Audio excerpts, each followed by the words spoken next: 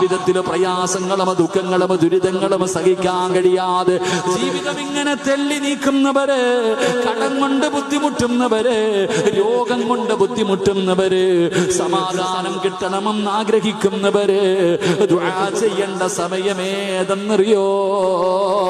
നിന്റെ കടം മാറണ്ട്, സന്തോഷമുള്ള ജീവിതം വേണ്ട, സമാധാനമുള്ള ജീവിതം വേണ്ട. അല്ലാഹുവിന്റെ റസൂല് പറയുകയാണ്, അല്ലാഹുവിന്റെ റസൂല് പറയുകയാ, ഒരടിമ അല്ലാഹുവിലേക്ക് ഏറ്റവും കൂടുതൽ അടുക്കുന്ന സമയമേതെന്നറിയോ? അത് സുജൂദിന്റെ സമയമാ. അതുകൊണ്ട് ഫഅക്സിർ ദുആ,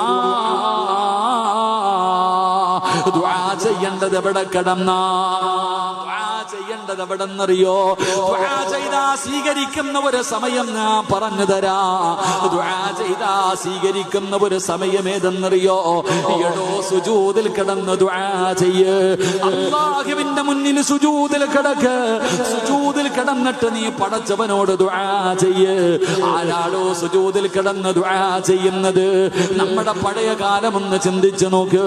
പടച്ചവനെ, നമ്മുടെ വീട്ടിൽ എന്തെങ്കിലും ഒരു പ്രയാസം വന്നാ, എന്തെങ്കിലും രോഗമോ സാമ്പത്തിക പ്രയാസങ്ങൾ വീട്ടിൽ വന്ന ആരും